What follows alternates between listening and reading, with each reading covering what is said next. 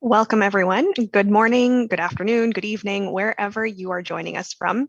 We are delighted to have you here to discuss a very important topic today, the role of transport in creating inclusive societies. We have a very interactive session planned for you with a stellar panel of guests and plenty of opportunities to give your input as well, so please do use them. Inclusive societies, where each and every person participates fully in the life of the community, is especially relevant with the impacts of COVID-19 continuing in many parts of the globe. Our very notion of community has had to adapt, and it's especially hurt already marginalized groups. As countries around the world try and address these issues, transport plays a key role in part of the solution. We will be discussing the role of transport in providing jobs, the role of transport in connecting people to jobs, other opportunities such as schools, healthcare, food and water, friends and family. And lastly, we'll also be looking at how transport systems can serve the unique needs of a very diverse user pool and allow us in total to participate in our communities more fully. Before I introduce our distinguished guests, I will draw your attention to 3 boxes on the right-hand side of your screen. First, there is a poll which lets you vote on where you would like to see the panel discussion turn. So please do let us know which question you'd like our panelists to discuss, and we'll get it to them. Below that is the Q&A box, and this is for our open-ended question period. You are welcome to ask specific questions to panelists or more generally. Lastly, the discussion box. In addition to this being a space for interacting with your fellow participants, we are asking you to submit your thoughts on what transport inclusivity means to you and what you might see as challenges to achieving this. Please do keep your answers to just keywords, maybe 1 or 2 words. I will have colleagues behind the scenes who will be creating a word cloud during this session, and the panelists will be discussing the results during their final remarks. One final note on housekeeping: for any technical issues, the fastest way to get help or notify technical staff behind the scenes is via the live support button on the top right-hand corner of your screen. Now, I am delighted to kick off our session by introducing our panel for today. Our panelists are actively involved in making communities more inclusive through various transport interventions. We'll start off with Christina Yasunita, who is the Managing Director for Europe for World Bicycle Relief, which is an NGO which provides bicycles that are locally assembled to students, healthcare workers, and entrepreneurs in areas of the globe where there's a lack of mobility and long travel distances. Hi, Christina. Camilo Adas is the president of the board of directors for SAE Brazil.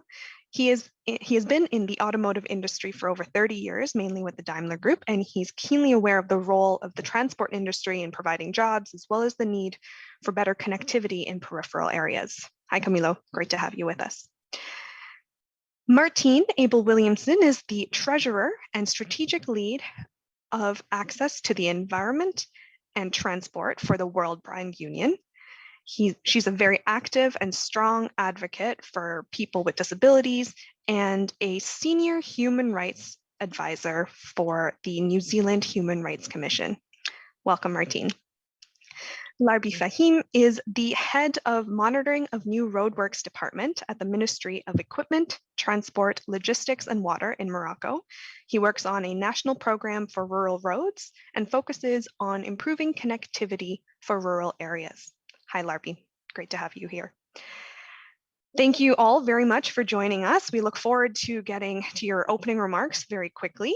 But first off, to kick off our session, we have a video from World Bicycle Relief to get us started on thinking how deceptively simple interventions can sometimes have an astounding impact on mobility.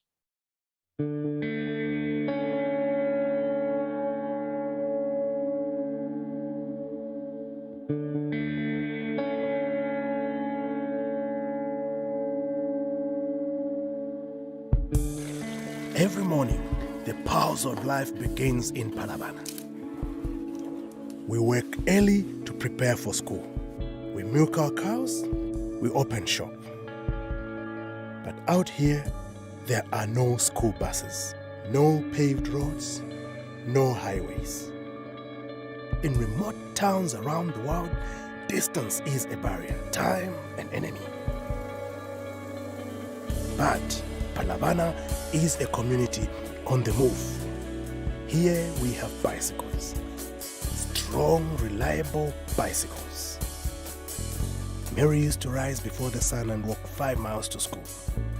Now she pedals. Mary dreams of becoming a nurse. Joel travels 50 miles to purchase steel. With his bicycle, he can carry 220 pounds. Joel literally strengthens his community. Georgina is a 68-year-old dairy farmer. With a bicycle, her farm delivers twice as much milk to the dairy co-op 8 miles away.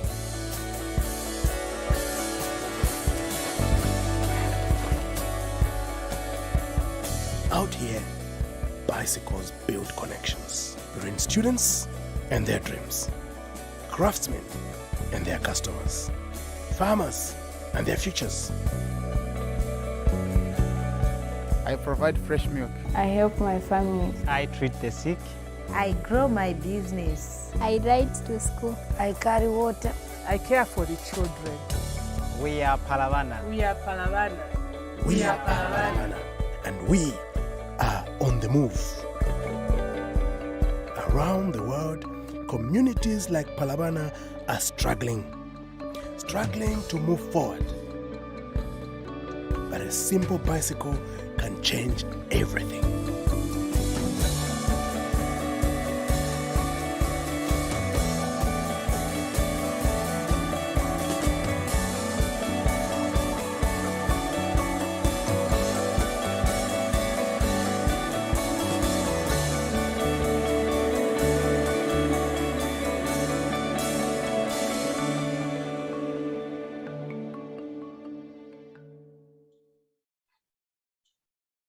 What an inspiring start to our session. And now to tell us a bit more about the work of World Bicycle Relief, we have Christina Yasunita. Christina, the floor is yours. Yes, thanks, Madite. It's very nice to be here today and to talk how transport can help create more inclusive societies. So it's my pleasure to be here.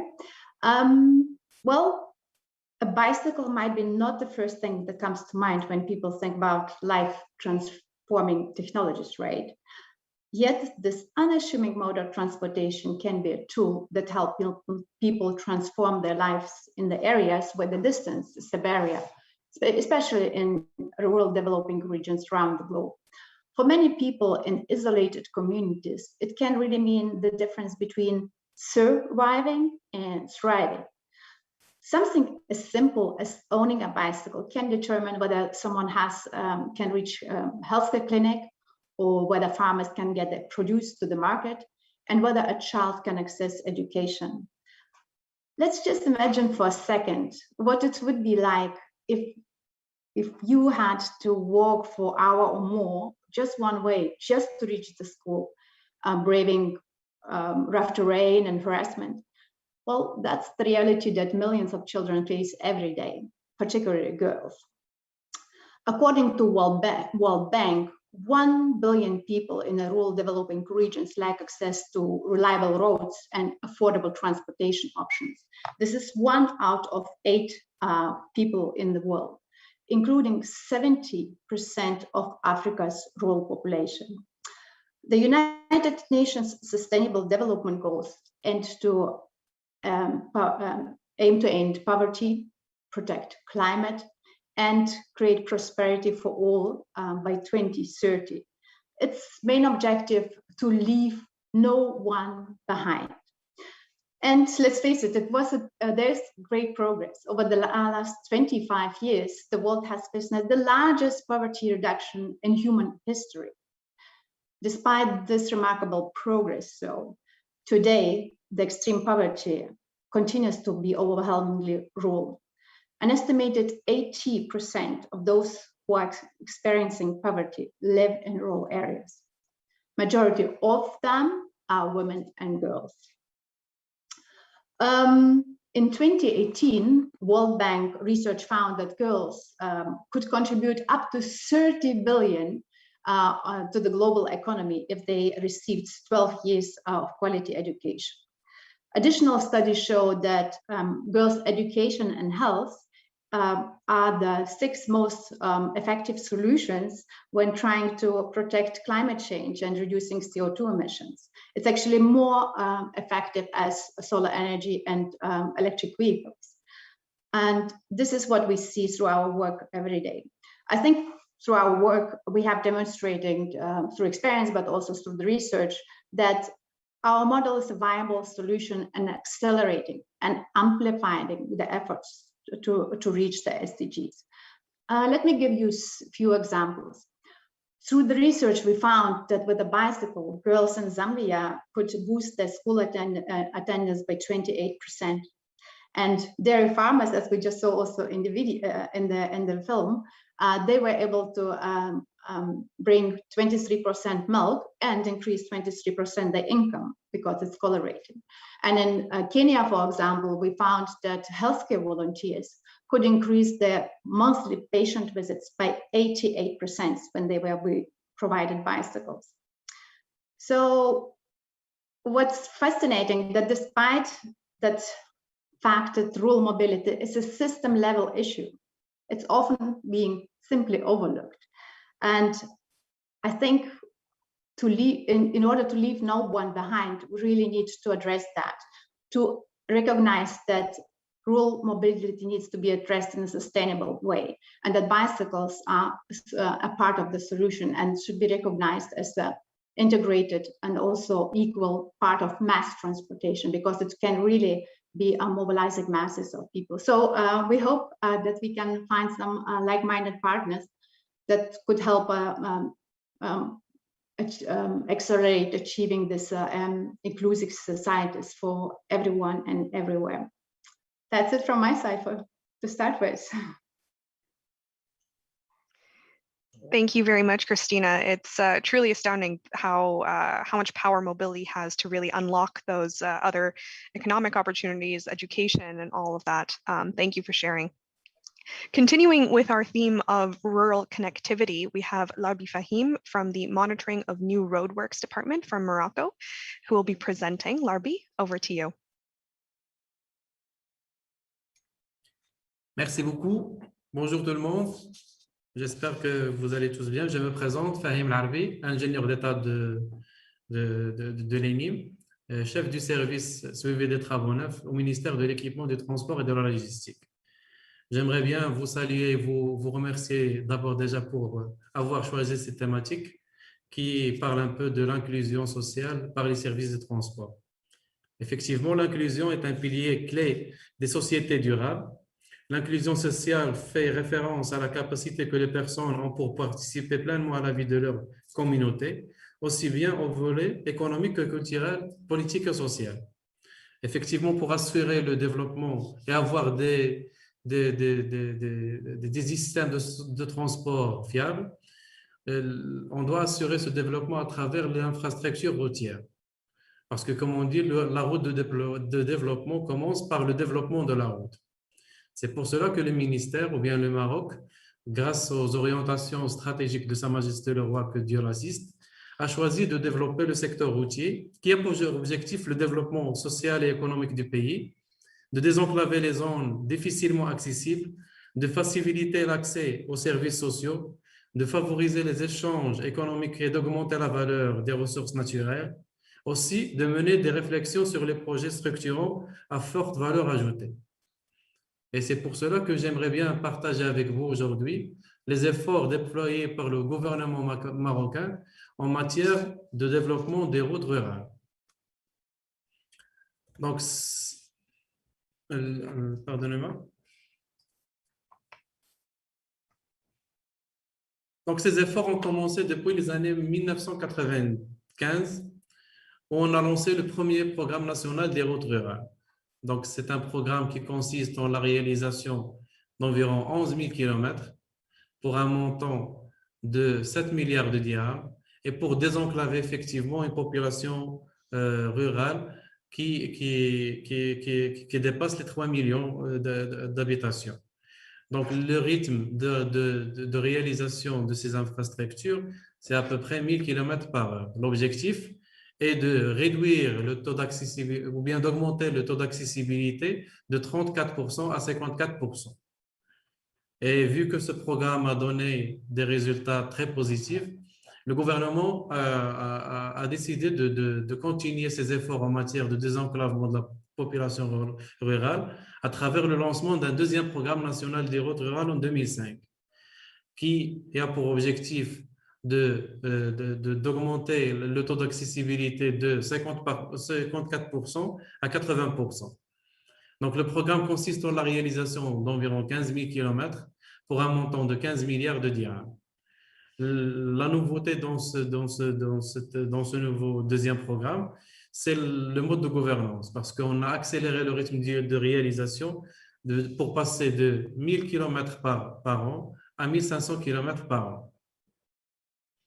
Donc, et pour continuer toujours les efforts en matière de désenclavement, notamment dans les zones éloignées ou bien les zones de montagne, le gouvernement marocain a lancé le programme de mise à niveau territorial en 2011, qui consiste en la réalisation de 2300 km et a pour objectif bien sûr de mettre à niveau les services territoriaux. Et en 2017, et grâce aux orientations de Sa Majesté le Roi, on a lancé le programme de réduction de disparités territoriales et sociales. Donc, c'est un programme qui a un peu une logique différente parce que Sa Majesté le Roi a demandé de lancer un programme qui a une approche un peu plus intégrale et de toucher l'ensemble des secteurs vitaux, à savoir la route, la santé, l'éducation, l'électricité et l'accès au potable. Donc, ce programme ambitieux, dans sa partie routière, ou bien dans sa composante routière, consiste en la réalisation de 8000 km avec un enveloppe budgétaire de 8 milliards de dirhams, effectivement pour augmenter l'accessibilité de 80% à 85% et par conséquent avoir une société plus inclusive.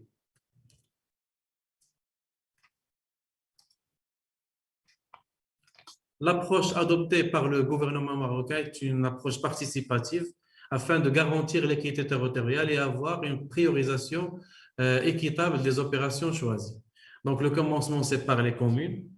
Après, il y a des commissions provinciales qui priorisent les opérations sans contrainte budgétaire. Il y a les commissions régionales qui priorisent les opérations en tenant compte des contraintes budgétaires, et puis l'arbitrage ou bien la validation au niveau des commissions nationales.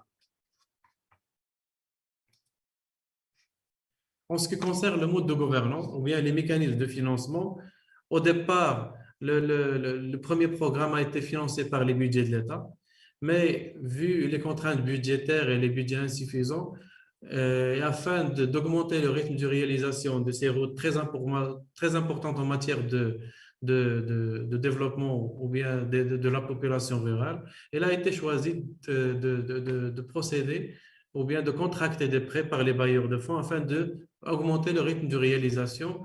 On a créé une caisse qui contracte des prêts pour l'État pour augmenter le rythme de réalisation de ces routes. En ce qui concerne l'impact, donc je partage avec vous certains impacts après la réalisation de ces programmes. Donc, on a augmenté ou bien on a diminué le coût de transport d'environ 26%. On a diminué le coût de transport de la marchandise d'à peu près 14%. On a développé l'accès aux services de santé d'environ 32%. Et on a augmenter le taux de scolarité des enfants, notamment les filles, de 62% à 68%. Voilà, c'est un peu les éléments de mon intervention en relation avec la thématique. Merci beaucoup.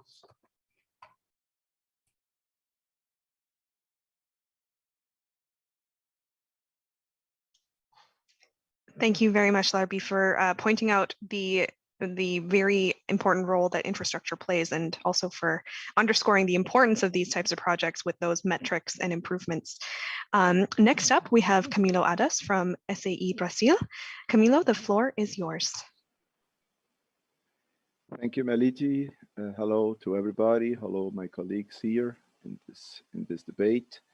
So I would like to point out some topics, and I want to start by bringing to us the reflection that human beings have different needs, and health is the most basic of all. But to be healthy, human beings need mobility. Moving means being alive.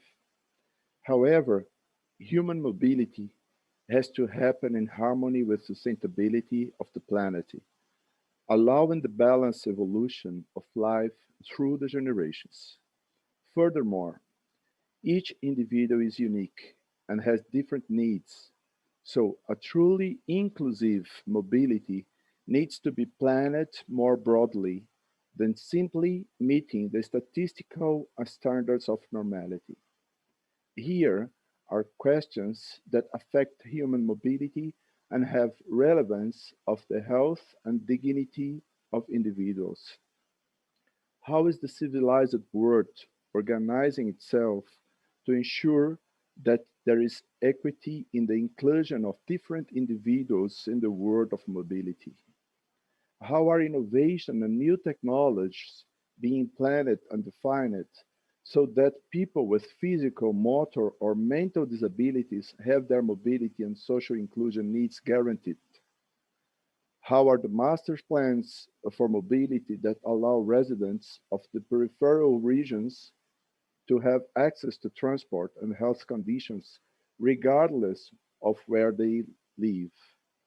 Only by deepening the debate of these issues, we will be able to develop truly sustainable mobility that allows the right to equity for all individuals who need to transport themselves in a healthy, lasting way. And even more, we are expending huge amounts of money in new technologies. But in a holistic perspective, if greenhouse gases travel throughout the planet without respecting geographical borders, the only way to accelerate the decarbonization of the planet's atmosphere is to promote equity, to increase regional initiatives, and in the end, will also socialize investments costs among a larger number of countries.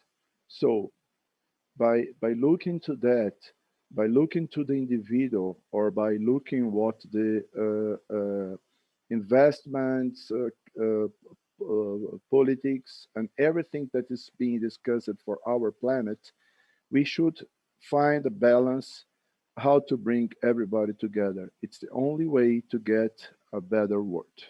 Many thanks, Maliti. Thank you very much, Camilo, and for those thoughts on the importance of mobility, regardless of our needs, to maintain healthy lives and also ensure that our future generations have that same possibility. Concluding our round of opening remarks, we are joined by Martine Abel Williamson from the World Blind Union to share her thoughts. Martine, over to you. Good evening, everybody. I'm in New Zealand, so I'm probably the most ahead in time of everybody. And I really want to concur on behalf of the World Blind Union with the previous speakers.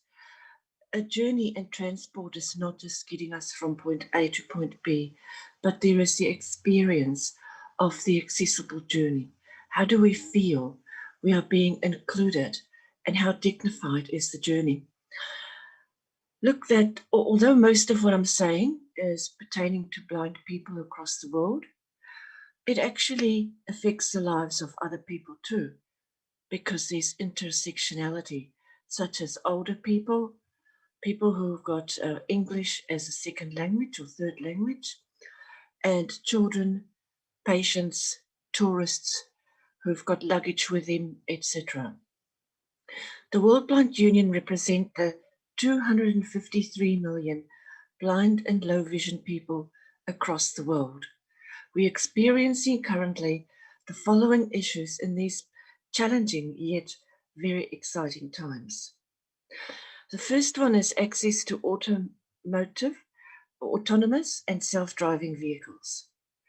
Can you imagine if we can make the machine-human interaction accessible to blind people, and not just have touch screens in vehicles, but to have systems such as Google Home and the Amazon platform so that blind people can communicate to a self-driving vehicle where they want to travel to or if they need to divert from a specific course.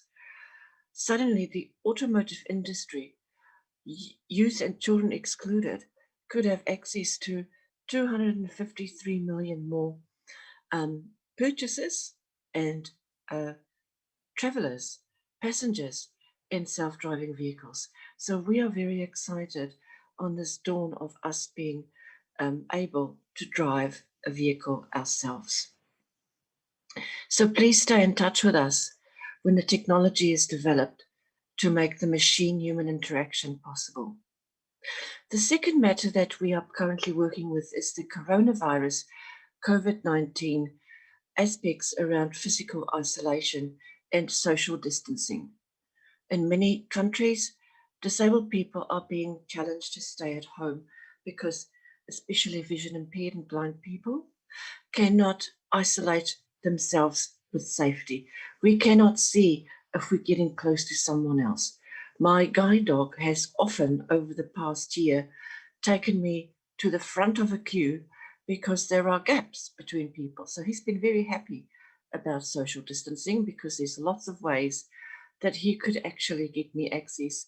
And then I had to realize that I'm jumping the queue.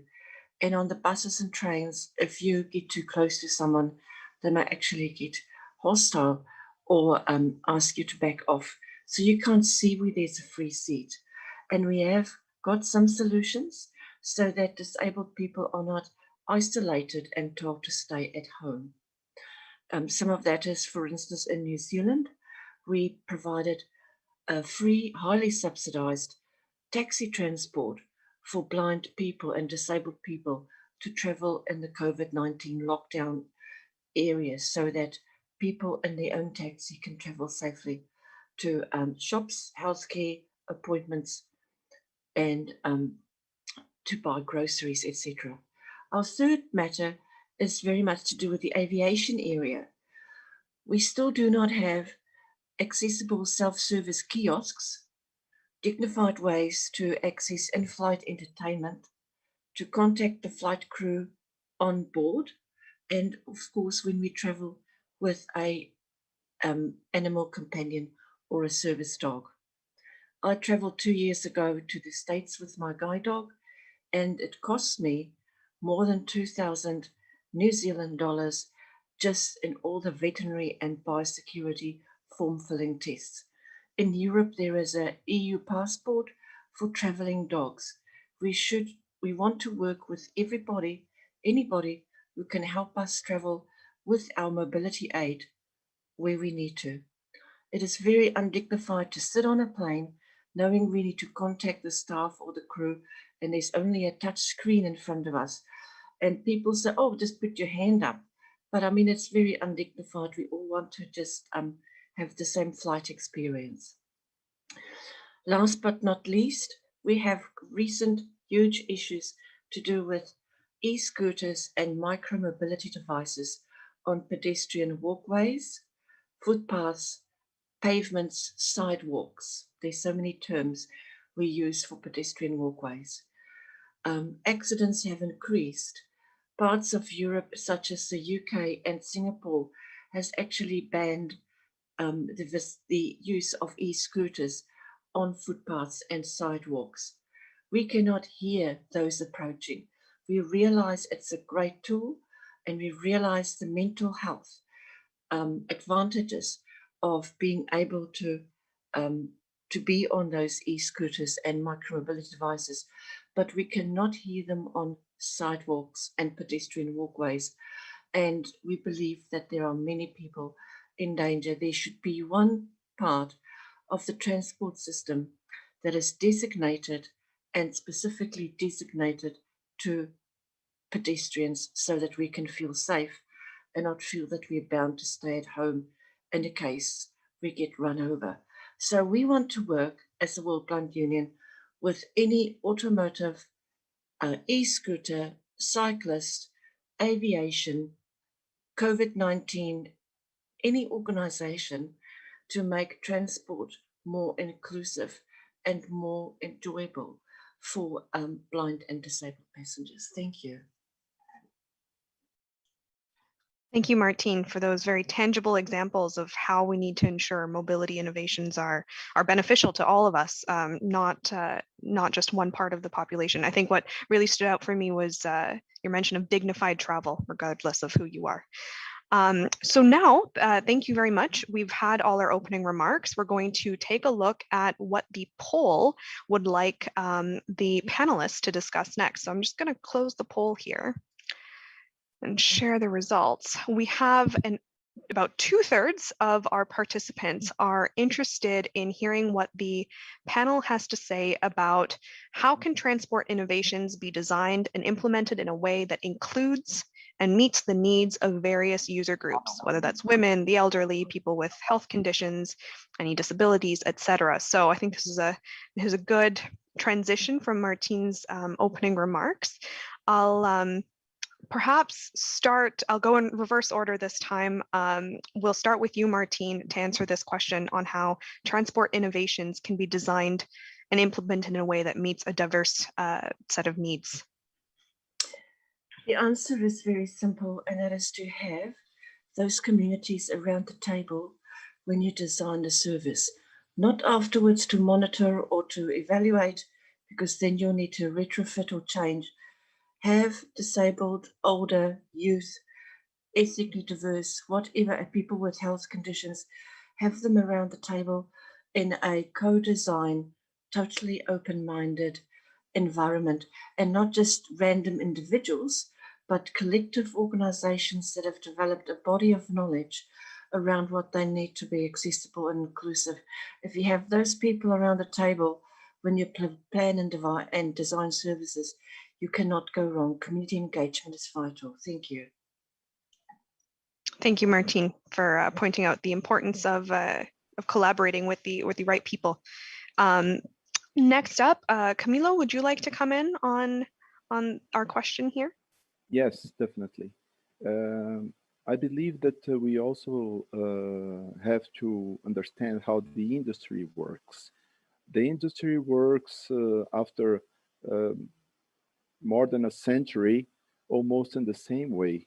There is a need, there is the analysis of the need, there is a business plan, and all of that is done according to the business plan. And if we analyze it, Martine had already answered. There are individuals that are not counted in the business plan. There are individuals that are out of the normal statistical curve, and these individuals should be a part of the discussion. I would like to say something more. Now, everybody's discussing diversity. Everybody's discussing social inclusion. Everybody's discussing ESG. Investors are discussing that. The companies are discussing that. CEOs are discussing that. But how is the real inclusive approach? Is it the approach that discusses diversity only on what is the main topics, or if we have to be really inclusive, we have to include everybody, every individual, and this is not in the business plan because it's not counted. So Martine brought a number, if I got it right, it's 230 million people. 230 million people is a lot of people. It should be a good market, but nobody's paying attention for that, because after centuries of years and years of industry, these customers, these people are not part of the plan. We have to put everybody in the plan. Otherwise, diversity is only a speechless topic. Thank you, Camilo. Often we'll talk about policy requirements, but there is a huge role that industry plays, as you say, in changing how we do things. Next up, I'd like to invite Larbi to give your remarks on this question, please, on how transport innovations can meet diverse user needs.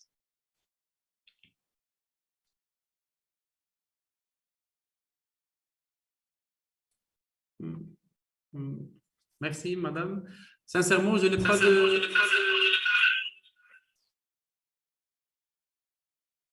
Je n'ai pas de commentaire particulier par...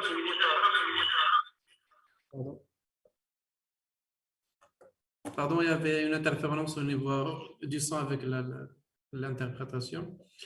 Je pense que je n'ai pas de commentaire particulier sur cette question, vu que notre département, ou bien mon département, est chargé principalement de la conception et la réalisation des projets routiers qui contribuent en partie au développement des services de transport. Donc, je n'ai pas de commentaire particulier sur cette question. Merci.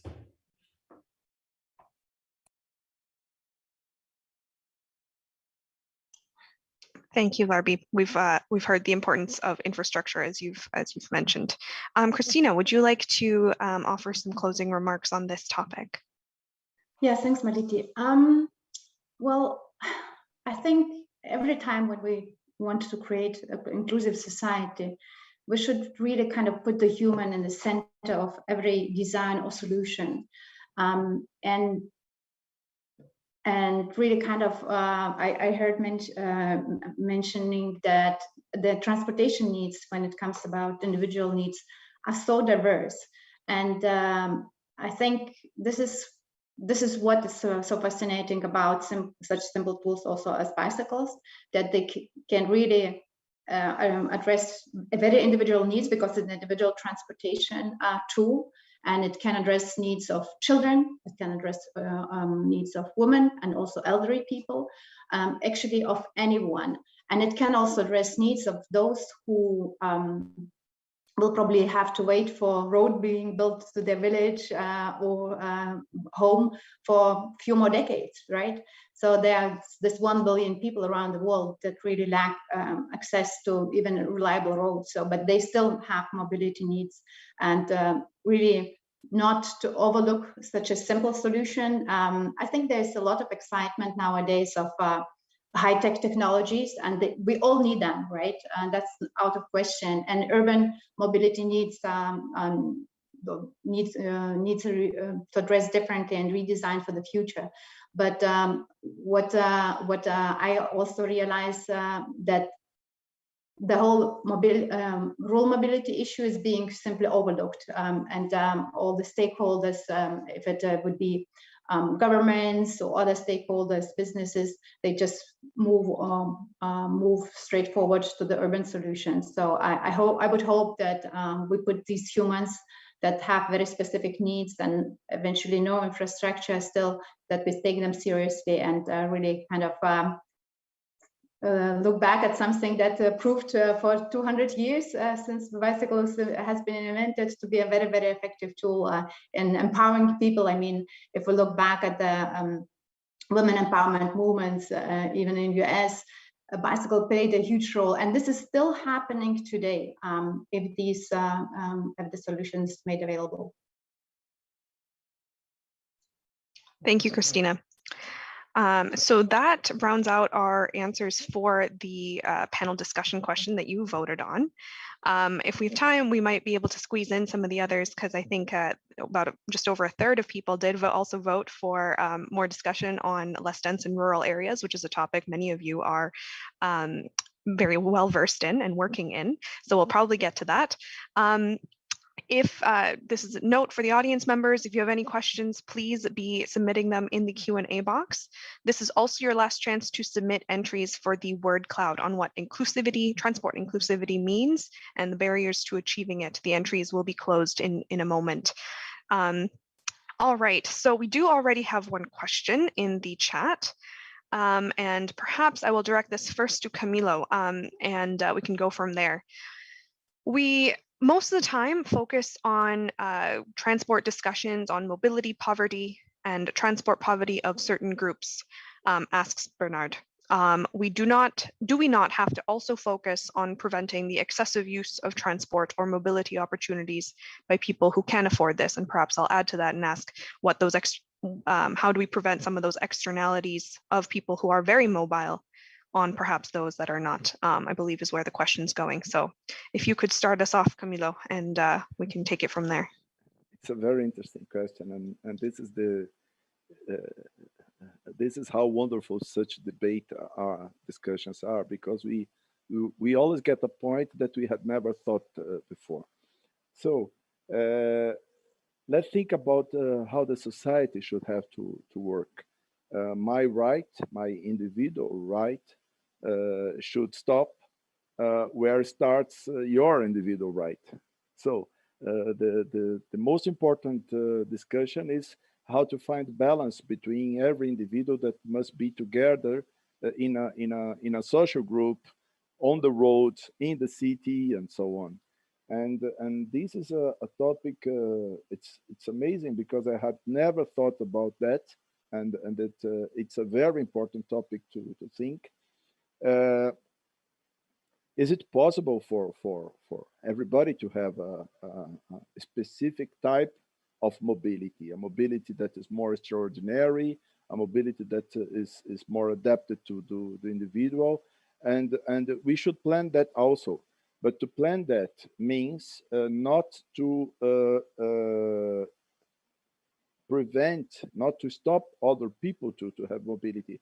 Like the example from Martine, if somebody do not hear to the sound of the engine, and that should be a sensory way to understand that something is coming to the person, the right of this person that could not see the object is not there. So this is the main discussion. As I say, there is a normal statistical distribution, and we keep in the 3 sigma. We keep in the middle of this distribution, and we do not go to the extremes, to the limits. And at least for me, this question is going to bring me more awareness to think about also about the other limits, the extraordinary limits. Thank you, Camila. Would any of our other panelists like to come in on this? Christina, perhaps I'll go with you. Yeah, I think really that inclusivity has many ways. I think it was also very clear from Martina's comments. I think really putting the human, if we put humans in center when really making including them into our design and discussions, that's then we will also find solutions. But if we just simply exclude certain groups of societies, then the design also cannot address the needs. So I think really it's about making sure that when we design either technologies or systems or policies, that we really kind of go through pretty lengthy list of people and try to understand their needs. And I think one of the things that really fascinated me over the last years, so I also learned it in one of the conferences, that really if you find a solution for transportation especially that also addresses needs for children, then you find solution for everyone. That's as simple as it could be. And let's for children, you cannot they don't have driving licenses, that they have many limitations. So every time I think when we think also of children, not only of adults, then we'll probably find pretty inclusive way of designing our products, policies, and systems. Thank you very much, Christina. We have another question that I think perhaps Larbi and Martine will provide some different some perspectives on. It's a question on affordability, and so Joshua asks, how can we ensure that these services, any transport services, are really affordable to all? This is not just in cities, but also in rural areas. How can users pay for whatever mode they're using, whatever whether it's bicycles or whatnot? Larbi, perhaps I will start with you. In your presentation, you mentioned that the Rural Roads Project really had, as one of its benefits, reduced transport costs. So perhaps this is something that is very relevant to what you're hoping to do with your project in Morocco. Would you like to kick us off?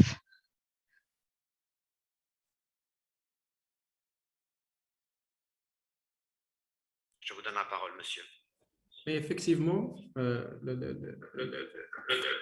pardon.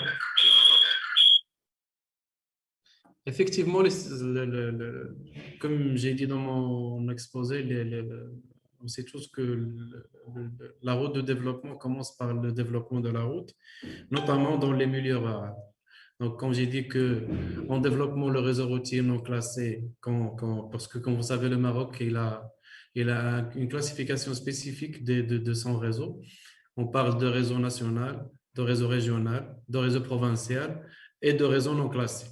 C'est ce réseau non classé qui contribue à l'inclusion sociale à travers le désenclavement de la population rurale.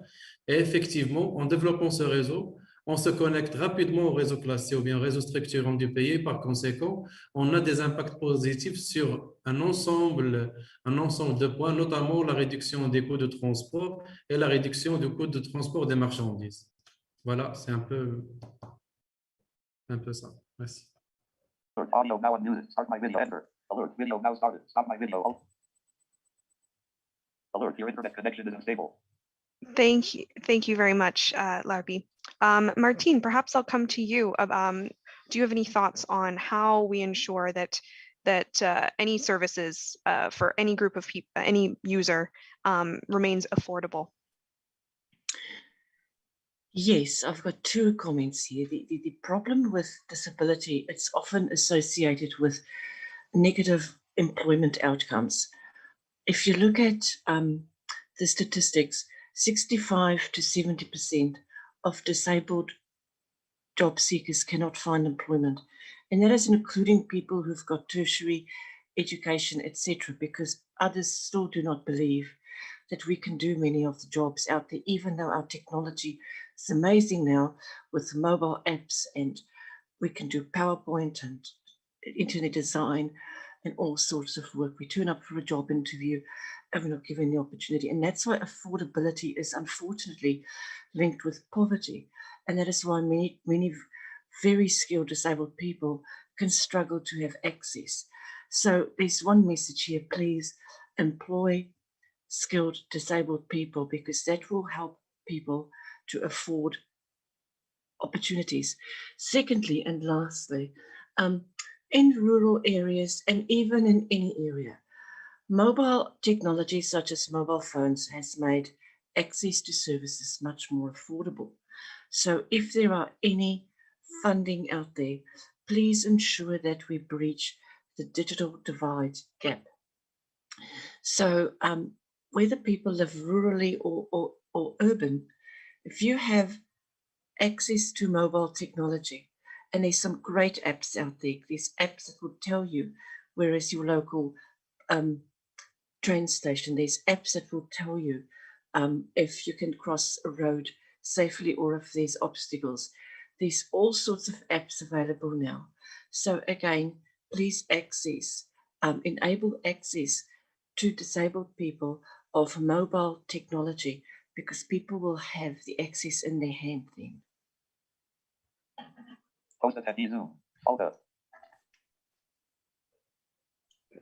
Thank you, Martine.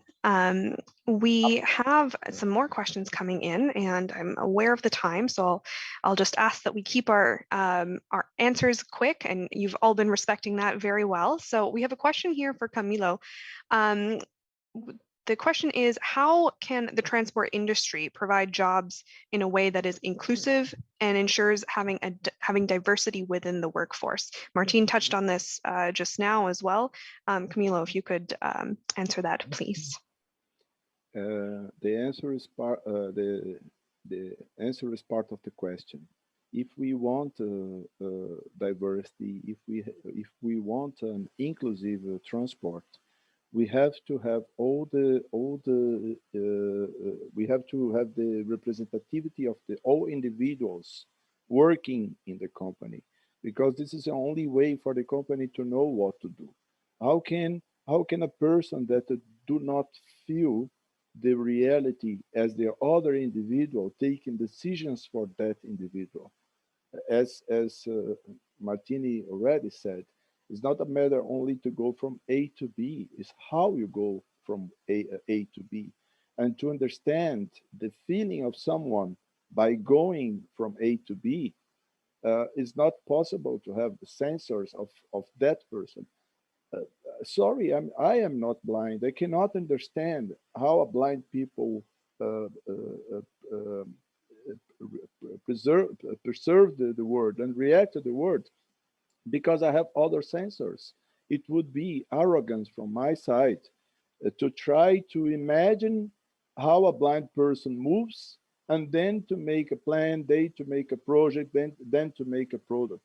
So by having the different individuals in the company, in the transport planning, in the business plan and everything, we will have different approaches. And only by having those different approaches, by the planning, by the construction, by all the phases of a product, we will be able to have an inclusive transport. That means that it's not only a matter of having a beautiful statement in the company that diversity is important. It's having the diversity inside. Otherwise, we will never be able to understand the world through the eyes of other people. Thank you, Camilo.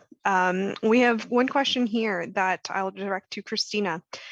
Eric asks, several companies, countries, NGOs have experience with great initiatives in one aspect of making mobility more accessible and affordable to people.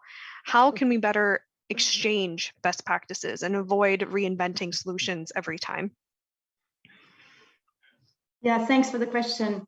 I think in our case, we are really trying to join different working groups to share our experience and learn also from others.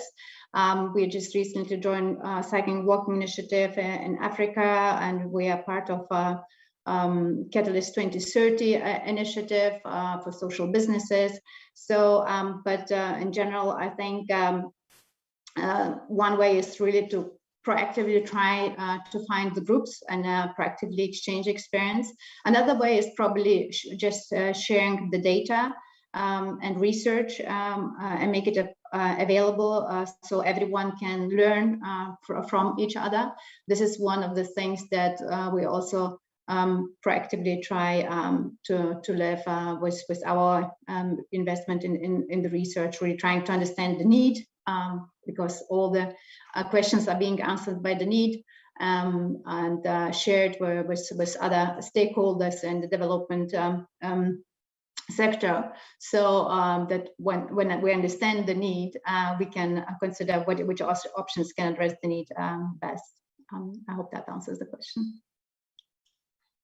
Thank you, Christina. That is all the time we have for our Q&A session. I wish we could keep going. I know there are some questions that are going to go unanswered, but at this last moment, we have a chance to take a look at what the audience has been sending in. Oh, here we go. We have the screen shared. Some of the main themes to come across for our audience members when it comes to transport inclusivity and the challenges to achieving this. Some of these keywords are mobility, inclusive, dignified, human, access, community, engagement, rights, social, people, awareness, design, and development. There's quite a range there, but I think everyone's pretty spot on with some of the themes that we've heard our panelists discuss today. So I will give a chance for each of our panelists to give their final remarks. You can, of course, weave in some of what our audience members have said if you would like. Yeah, this is the final round, so I'll give you 1 minute each. We'll start off with Larbi, if you could take the floor, please. S'il vous plaît, prends la parole, merci. Oui, merci beaucoup. Et j'aimerais bien vous souhaiter d'avoir choisi cette thématique très importante. J'aimerais bien également féliciter les panélistes pour leurs interventions précieuses. Sincèrement, j'ai appris beaucoup de choses, vu que je suis un peu loin du domaine de transport et on est purement des techniciens qui développent de l'infrastructure routière. Et je vous remercie encore une fois d'avoir choisi le Maroc comme président de cette session du forum ITF. Merci beaucoup.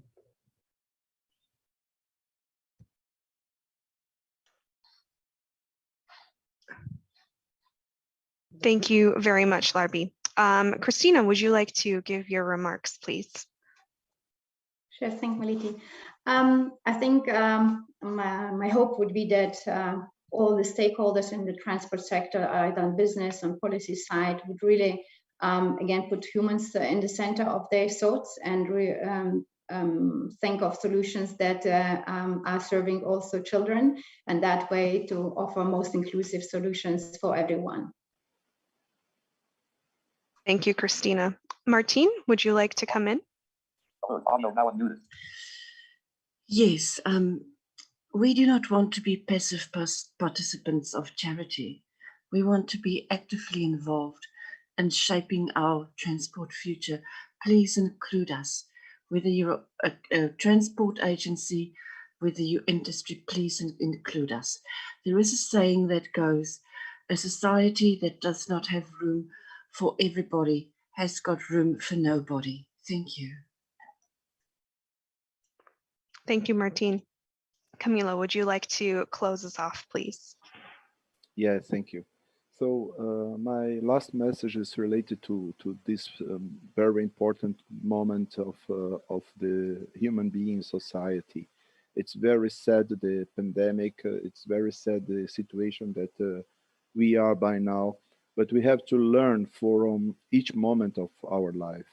And the main thought now is that the pandemic brought people more together. It would be not possible for everybody to join the session, to be connected all over the world, to be from Morocco, from Europe, from Brazil, from New Zealand.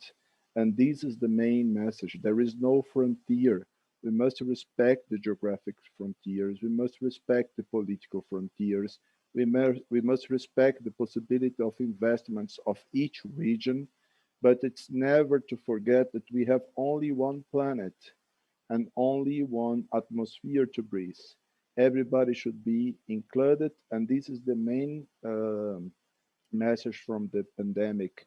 The pandemic brought people all over the world much closer and much together, and let's take the advantage of this moment to learn something. And thank you very much for you, Maliti, for ITF, for all the technicians that made possible this moment for us. And I'm very happy to be here, and my best regards from Brazil. Thank you very much, Camilo, and for that hopeful message at the end there. And thank you to all our panelists for your brilliant insights. I think you've just challenged us to, as transport professionals or those connected to the sector, to really make sure that inclusive societies are possible because of inclusion in the planning process, the solution finding process. And yeah, I guess the answer is simple in a way, that inclusive societies requires inclusion, but it requires action to make it a reality. So thank you very much for voicing the sometimes hard challenges, but also giving us the encouragement and motivation to go forward. We really appreciate you spending this time with us. To our audience members, thank you for tuning in and for participating. It seems that you are very much in line with where the discussion went, judging by the word cloud results. The rich discussion of today's session will feed into next year's ITF Summit theme, Transport for Inclusive Societies. So if you found this session compelling or encouraging, we hope to see you there. Thank you to all. Take care until then. Bye.